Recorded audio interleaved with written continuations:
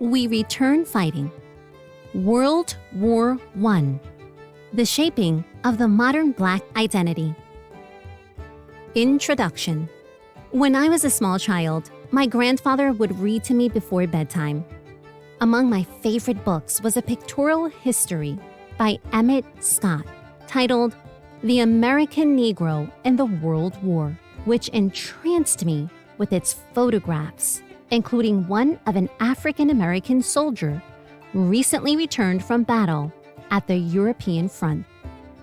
Marching along New York's Fifth Avenue in a homecoming parade in the winter of 1919, he has stopped to shake the hand of a woman in a long fur coat. At first, I focused on the woman. With her wide smile and slight build, she looked just like my grandmother. Only later did I focus on the soldier himself.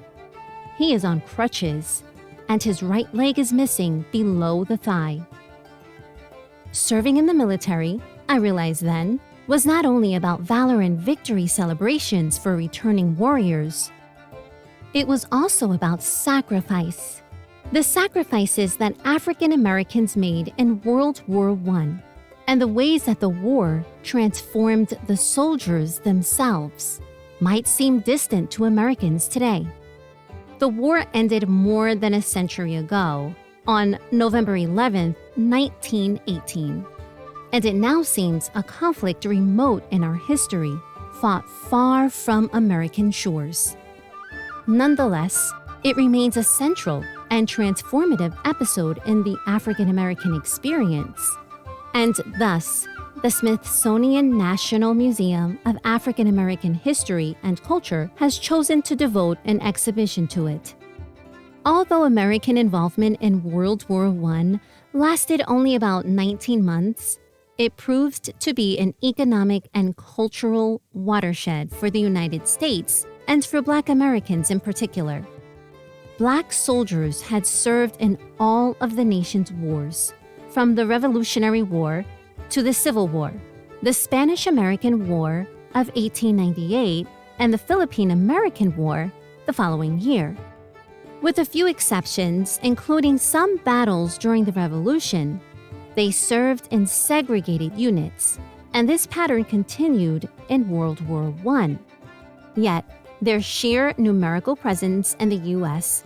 ranks more than 200,000 Black soldiers served among the 2 million soldiers of the American Expeditionary Force on the war's Western Front before the armistice, meant almost inevitably that their wartime experience would reshape the lives of millions, both the soldiers and members of their communities, when they returned home. Not only did African Americans, such as the famed Harlem Hellfighters of the 369th Infantry Regiment, prove what Black combatants could achieve, but Black soldiers in Europe, especially in France, enjoyed a level of respect not afforded them by the U.S. military.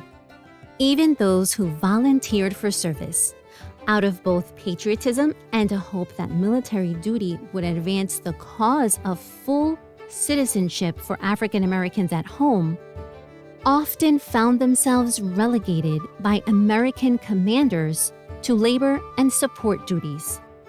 By contrast, African American fighting units seconded to the French Army received combat training and served on the front lines, whereas the French awarded members of the Harlem Hellfighters the Croix de Guerre, France's highest military honor, as well as 170 other medals.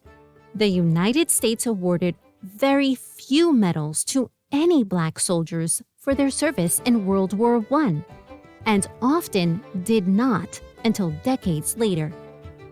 On the domestic front, the war overlapped with and drove the first wave of the Great Migration, from 1914 until the Great Depression, in which hundreds of thousands of Black people moved from the southern states to urban areas in the north, gaining new economic and cultural power but also confronting prejudices and political barriers even in places where Jim Crow segregation, legitimized by the catastrophic Plessy v. Ferguson decision of the U.S. Supreme Court in 1896, did not reign. The war economy played a significant role in this population shift, as white workers departing for the European battlefronts left factories with thousands of vacancies that were filled by Black Southerners.